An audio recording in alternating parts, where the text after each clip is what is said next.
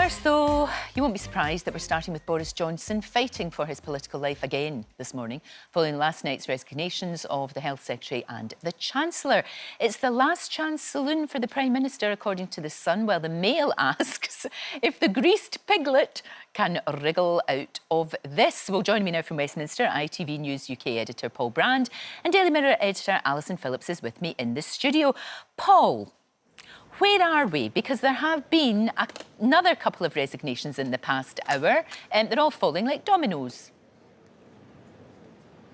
Yeah, good morning, Lorraine. I've literally been sprinting up and down Westminster this morning. That is how quickly events are unfolding here, with those last couple of resignations in the past sort of half an hour or so, including a minister who was actually put out on the airwaves on Monday to defend Boris Johnson and said that left him with absolutely no option but to resign today because he feels so embarrassed by the lines he was told to take, which later turned out not to be true. And yet again, you know, we're mired in this issue of trust with the government. For 7 months or so since the Partygate scandal first started, we've been asking, you know, can we trust the Prime Minister to tell the truth? Well, this morning he's got to worry about who he can trust in return. Can he trust other cabinet members not to resign? Can he trust his backbenchers not to call for a second vote of no confidence? And I suspect the answer to those questions is no. The level of distrust now is absolutely massive in number 10.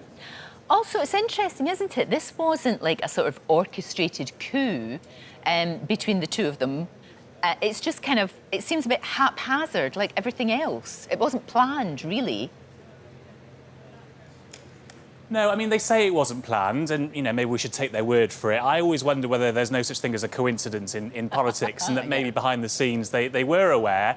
But look, let's take it at face value that it wasn't planned, and certainly what we haven't seen yet is kind of rolling resignations from the Cabinet. So it doesn't feel like there's a Cabinet coup, so to speak, but certainly those resignations are now coming in, continuing to come in today at lower levels, which might not be household names, but they can still prove damaging for the Prime Minister because he's just losing people from the government, and those people presumably are going onto the backbenches and joining the mass of MPs who want to get rid of him in a vote of no confidence, possibly another one before the summer.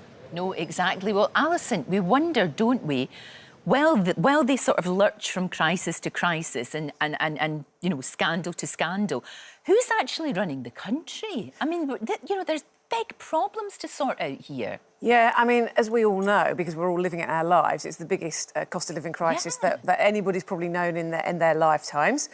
Inflation was going to be, you know, above 11%. Every time you go to the shops, you see prices have gone up. All these really, really worrying things.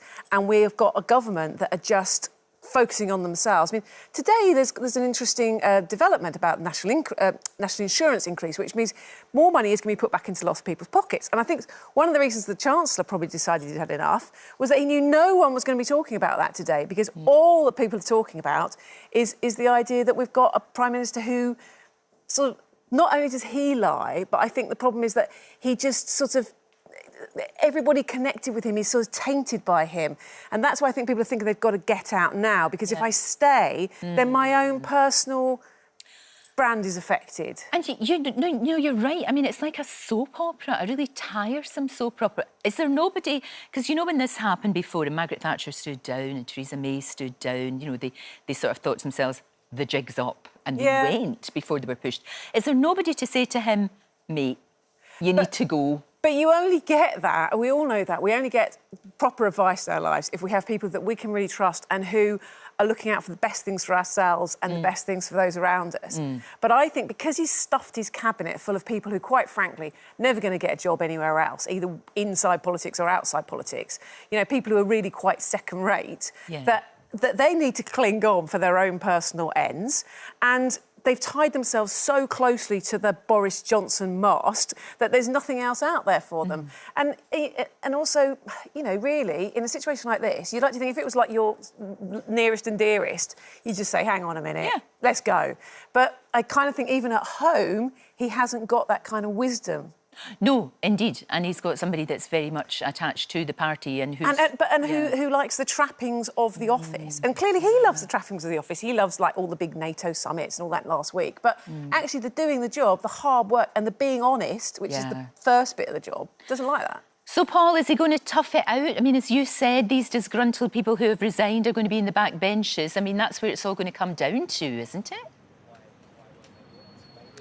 Yeah, I mean, look, he replied with a four-letter word when he was asked yesterday whether he was going to quit. He's absolutely dismissed that proposition, but I think it's probably not going to be up to him. And we've known that for a long time, right? It's not going to be Boris Johnson's choice to leave number 10 unless he's absolutely forced. And I don't want to get into all the technicalities because they can really bog you down, but essentially today, I'm told, we will hear of some important process. They're electing new members to the 1922 committee. That's this powerful committee that decides all the rules and regulations inside the Conservative Party. And why that matters is because this will probably precipitate now the process of changing the rules in the party to have this second vote of confidence. They're not supposed to be able to do that for another year. Boris Johnson, in theory, is safe for another year, but they want to change it, the rebels, so that they can have an earlier vote. And I'm told the plan is to hold that vote potentially before the school holidays, before the parliamentary holidays at the end of July. So we could be looking at potentially the Prime Minister leaving office in a couple of weeks. Or, as Alison was saying, if someone in the Cabinet really does tap him on the shoulder and say it's time to go,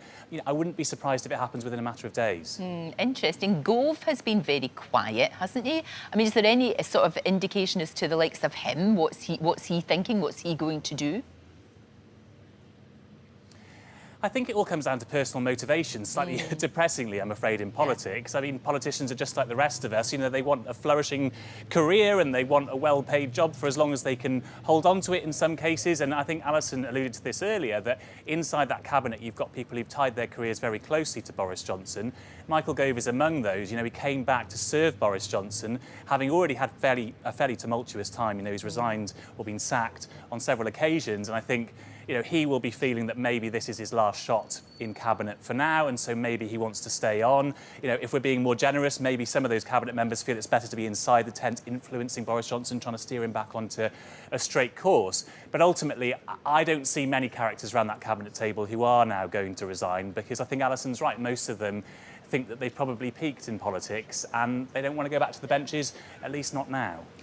Fascinating. Paul, thank you. It's so interesting, isn't it, Alison, about personal motivation, as Paul says, rather than... Do you remember when politicians used to do things for the greater good of the country? Or at least they said they did. They did, and maybe we look back at everything with their rose-tinted glasses, but I do think it's a really sad situation where you've got, ultimately, one man who really is just thinking about his own personal career above all the other things that are going on in this country and how we're being laughed at elsewhere in the world, and we've all become a bit of a joke.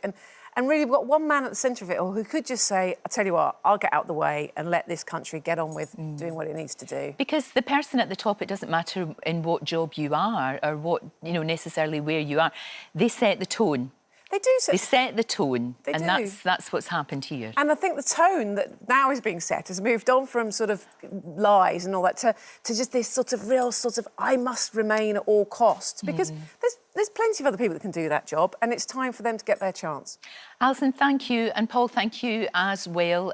Always good to talk to both of you, and we'll just wait and see what unfolds. Like I say, it is like living in a soap opera. Don't forget, you can watch full episodes of Lorraine on the ITV Hub and all the best clips, compilations and playlists right here on our channel. Just subscribe now and you'll never miss an upload. Click here to watch another video similar to this one, or click here to head to our channel's homepage to explore all of our exciting videos.